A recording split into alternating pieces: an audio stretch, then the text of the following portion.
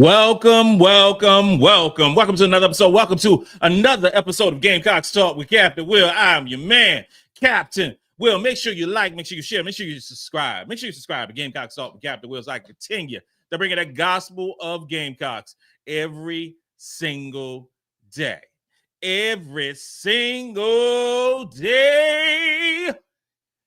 Follow me on Twitter, Gamecocks Talk. It's on the bottom of the screen. Follow me on Instagram at Gamecocks Talk with Captain Will. And wherever you get your podcast, you can find your man, Captain Will. It could be on what's called Apple Podcasts. It could be on Spotify. Well, it's everywhere. It's everywhere. So just click the button. And if you're watching right now, if you haven't subscribed, make sure you hit the subscribe button and like, do all those great things.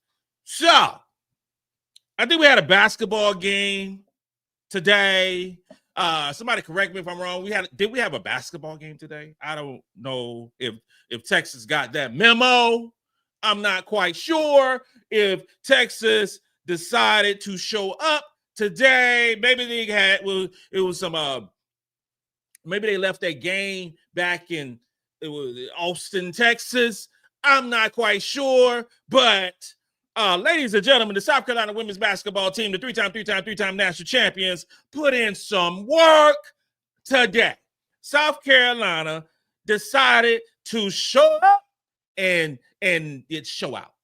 Beat down Texas. And it wasn't even pretty. It wasn't even close. It was just an ugly beating. And just they ain't like us. They ain't like us. South Carolina built different. Carolina built different. Boy, I wish I had me some sweet tea tonight, but I ain't got none. Boy, I wish I had me some pig feet tonight, but I ain't got none of that either. What I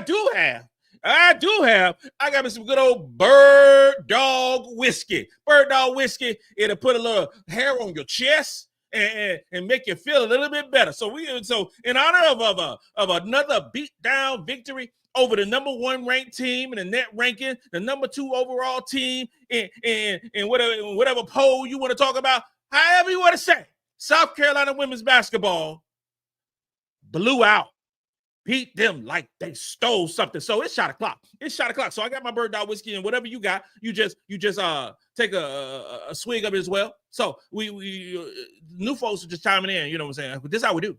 Because it might be your first time watching, but we do shot o'clock whenever there's a great thing that happens with the South Carolina women's basketball. So if you might have some Ensure, you might have some Gatorade, you might have some milk and magnesia, whatever it is shot o'clock today. Cheers. Woo, Lord. Boy. Oh, yeah, I got the jersey on. Raven Johnson. Oh, yeah, it's going down. So the final score of this basketball game was 67-50. It was a beatdown. It was 17-point victory. It was and the line was 5.5 points. So I bet the line, and of course I won. For the Gamecocks to cover that. And you actually have to think about a couple of things when we're discussing this basketball game. You do. You got to think about a couple of things. South Carolina knew that they were going against 6'6". They were going against 6'5". They were going against all these different players. We ain't got no Ashlyn Watkins no more. We don't. Nope. But what we do have is a Sania Feagin. We got a Chloe Kitts. We got a Joyce Edwards. Ooh. I don't know what happened in the first quarter in this basketball game because Texas only scored 9 points in the first quarter. It was horrific. Shooting percentage was horrific by the Texas Longhorns. The South Carolina jumped on them and didn't stop jumping on them. Didn't stop. Pivotal moments in this basketball game is the tip-off. The tip-off. That's the pivotal moment right there. When the ball was tipped off, we beat them down from beginning to end. Texas, because if you watching this game, you ain't never seen Texas play. You're like, okay, why the hell they ranked so high? Why they rank so high? South Carolina put a defense on them today. Texas shot 28% from the field, 20% from the three-point line. Oh my God, it's just so great. Dominating defense by South Carolina. We never let them get in the offensive flow, ever. in the whole basketball game. They were never in it. And the ball movement that Texas tried, the trying to get great looks for their players. Madison Booker was on lock and key, and Bree Hall had the key. What? Bree Hall made money tonight. She made money tonight. She showed those WNBA scouts out there, because there's a ton of them out there at the Colonial Life Arena. And you get the invitation because you want to see the three-time national champion, but you want to see the potential of future WNBA players all over the place. So they saw Breezy putting Madison Booker in the and Breezy, girl, woo! You guarded her, son. She got off the bus. I mean, you were everywhere. You fought through screens. You did everything that you supposed to do. Breezy Hall, Madison Booker, probably a top 3 overall pick in the WNBA draft in 2 years. What was her stat? 3 for 19. You talking about the most frustrated Madison Booker has been since she has been in college. Y'all read her lips. I ain't got to repeat what she said, but y'all know what she said. Y'all saw what she said, and it's three little letters. But she didn't know what was going on. She had no idea what was going on in this basketball game. 3 for 19 by your best player, and some might say one of the top 3 best players in the SEC couldn't find the basket. She couldn't find the basket. We're gonna harp on all the different offensive rebounds that they got, and the reason they got all these offensive rebounds, and one because Odaker is 6'6". She got some offensive rebounds. She did, and it was in that first little sequence. I was like, damn, can we get a rebound? Can we get anything? But it didn't matter because they shot so terrible. They just shot terrible. The shooting percentage for South Carolina, at the half, we were shooting 71%. 71%. We finished off with, we shot with 51% from the field. We shot 43% from the three-point line. If Carolina shoots above 45% from the field and it shoots above 36% from the three-point line, we winning the game. I don't care what y'all shooting over there, but we shoot our normal stuff, we're going to win the game. And today wasn't normal. It was uncommon. It was something that we was all over the place. And shooting, assists, Carolina finished off with what? Finished off with 12 assists. That's not a great assist total by the South Carolina women's basketball team. But on tonight, I didn't care. Because tonight it was all about the defense. It was all about the defense and our post players. And shout out to the post players who played so well tonight. The strength of this basketball team is the perimeter. I thought that was the strength of this basketball team. I don't think we got a strength. I really don't. I have no idea who's the strength of this team. Is it the perimeter? Is it the post players? Because they found their rhythm. And they are playing so well. If you play like this right here, it ain't much you can say. It just ain't much you can say. South Carolina has a multitude of players on this basketball team. Can score, can rebound, can block shots, can play defense, can lock you up. Boy,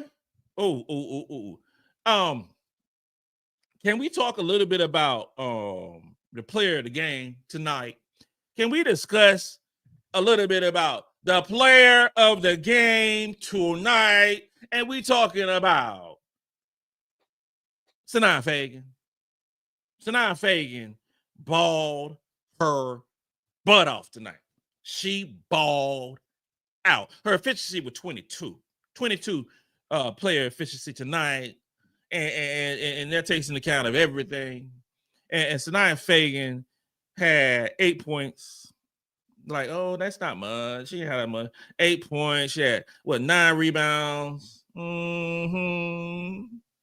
She had 3 assists. Oh yeah, she had 1 steal. You know what Sania Feagin did? She had 6 block shots. Sania Feagin, 6'3" from Georgia, had 6 block shots tonight. South Carolina as a whole had 9 block shots. Sania Feagin, girl, And you know I'm not a fan of Rebecca Lobo. Not at all. Y'all know I'm not.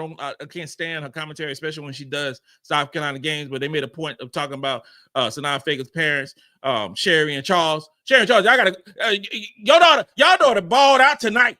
She did some work tonight. She made us some money today. She did what she. I mean, this Sania Feagin right here. Oh, y'all can't touch. Y'all can't touch him right here. You are seeing a player who is so confident, who is feeling herself, who is playing lockdown defense, who is blocking shots. Sania Feagin had 6 block shots. Who saw that coming? Boy, it's a situation at the University of South Carolina, three-time national champions. It is a situation. But Sania wasn't the only one. She wasn't the only one because I got on Raven Johnson jersey. And Raven Johnson was second in efficiency tonight for the South Carolina women's basketball team. Sania Feagin got some rebounds, right? Sania Feagin had what? 9 rebounds. You know who led the team in rebounds today? Oh, Raven Johnson had 10 rebounds. I was like, what in the world is going on? Raven Johnson had 10 rebounds, almost had a double-double, had 8 points, 10 rebounds. Y'all tell me another guard who can get y'all 10 rebounds. One of them rebounds she snatched up like she was 6'9". I mean, she was killing it. Raven Johnson is the type of player, because you know you get a whole lot of buzz with Rory Harmon. She, she's a great, terrific player. But I tell you what it is, I wouldn't trade Raven Johnson for nobody. Whatever little slump she had early in the season, oh, that thing is gone. That thing is gone right there. Raven Johnson was 3 for 7 for the field, 2 for 2 from the free throw line, had 10 rebounds, 3 assists in 32 minutes of play, and played sensational defense tonight. Raven is the truth. Sania Feagin is the truth. And I got one more player I'm going to talk about for an individual performance, and that is Chloe Kitts. Chloe Kitts always shows up. She always shows up. Always. Undersized, 6'2" at a power forward position. Chloe had what? 11 points, had 6 rebounds. She had 3 assists, 1 block, and 21 minutes to play. Chloe Kitts is just so nice. She is nice as a South Carolina basketball player, and she always shows up. She always put in work. She always get those dirty rebounds. She always play great defense. The combination of Sania Feagin, Chloe Kitts, and I didn't even have to talk about Joyce Edwards because she wasn't in my top 3 tonight. But I mean, we good. Texas is really good, y'all. Texas is very good. We might see Texas again, in the NCAA tournament. We got them again anyway when we go to Texas, and Texas is going to try to, turn the tide because they got embarrassed tonight. Embarrassed. And it wasn't pretty at all. This was a case of South Carolina just doing whatever South Carolina wanted to do. I mean, in so many different ways. And the impact of this game is going to be the bench always. And Carolina had, this game was kind of different because you only got 22 bench points. That's it. You only got 22 bench points because they made an effort to get the ball out of Tessa's hands. She only had 4 points. So, 1 for 2 from the field, 2 for 2 from the free throw line. They made an effort to just slow her down. And Joyce had 10. She had another double-figure game, and she was 4 for 9 from the field, but she looked uncomfortable at times. And it is what it is. It is what it is. This team is really, really good. This team is exceptional. And we're getting so many comments, and I appreciate all the comments, and I'll try to go through some of these things because it's so many, but we'll go through a few of them. We'll try to go through a few of them because that, get y'all shine. Let's go through a few of these things. YouTube Jim, this is what happens when your coach believes in you. Hopefully the fans can start to, hey, man, thank you for the comment and Carolina, because it's tough, man. It's tough because you don't know, and I know I'm the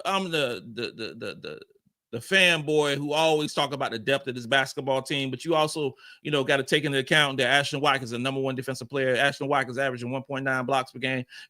One of the best shot blockers in the SEC, if not the best shot blocker in the SEC. And you just got to, take into account that, hey, how we going to navigate her being gone? Well, we're navigating pretty well, navigating really well, and it's just going to be more, of the same, I would say. More of the same as we continue to rock and do what we do, It is so, and then and Carlo Jackson, you made a great point. Don coaches this game like USC scouting reports proved to be super successful. We have an exceptional coaching staff. You could go down the line. All our assistant coaches could be head coaches at Division I. They are exceptional. I mentioned in the pregame show yesterday or the day before, talking about, Dawn going to take out a player or two. Well, she took out Madison Booker. And Madison Booker did have some good looks. It just wasn't falling tonight, but she made them difficult because of a Bree Hall. When Dawn Staley, we can already go in the locker room and anticipate and think about what she said, what she told Breezy. She said, Breezy, go lock her up. Go do what you do. Go do what you do. And it wasn't even about Bree Hall scoring. That's what people got to forget. When you talk about Bree Hall, you talk about Raven Johnson, you talk about players like that, it's not even about them scoring. It's about locking up the opposing players' best scorers. That's what they do. They literally take the toughest assignments every single game. You look at it. Oh, because when you compare the Rory Harmon and Madison Booker, according to the media, those two players are better than Raven Johnson and Bree Hall. Who showed up tonight? Was it Madison Booker and Rory Harmon? Hell no, it wasn't. It was Raven Johnson and Bree Hall. Defensively, they destroyed them. Now they're gonna probably come. I think Texas plays again on Thursday, and they're probably gonna blow out whoever they playing. I don't even know who they playing because it don't matter because we just beat them. But Bree Hall big shot Breezy had 7 points, had 3 for 5 for the field, 1 for 2 from the 3-point line, and played exceptional defense. What was her defensive rating? Let me see. What was Breezy's defensive rating for tonight? Her defensive rating, Breezy's defensive rating tonight was 79.5. Her stop percentage was 37.2.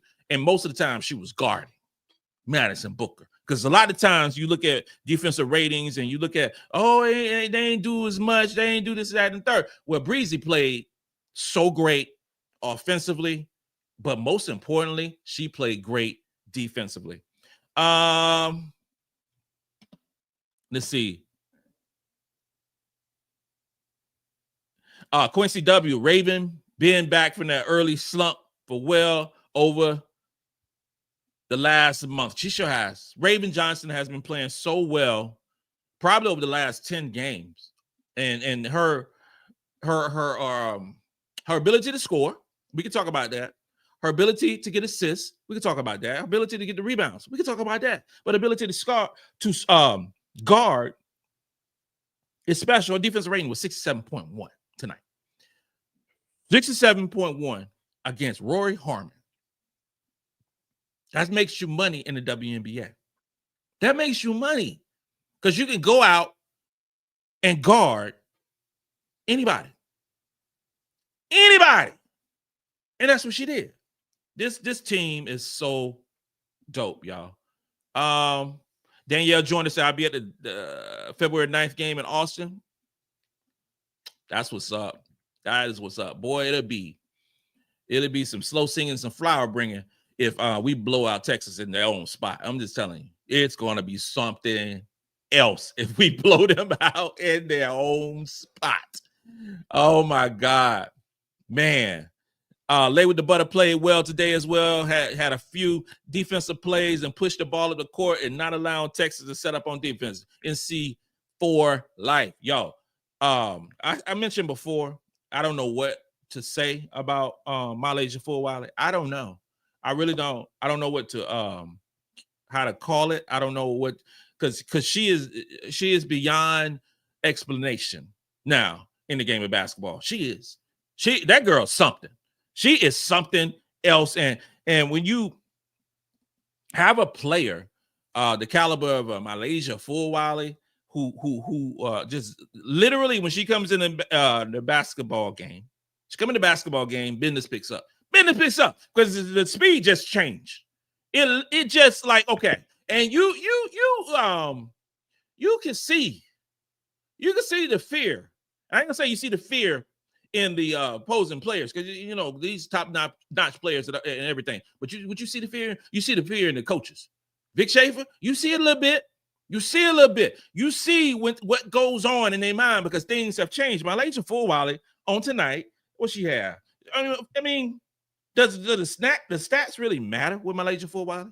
Does it matter? Because she just changes stuff.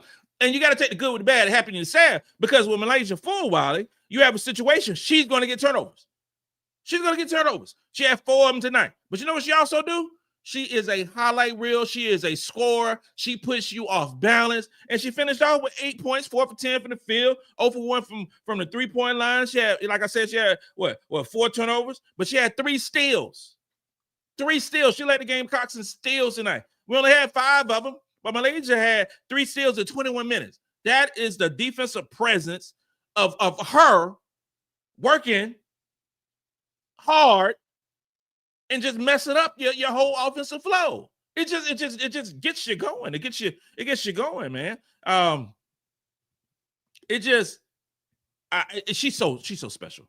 She is just so special, and you just have to just let it be.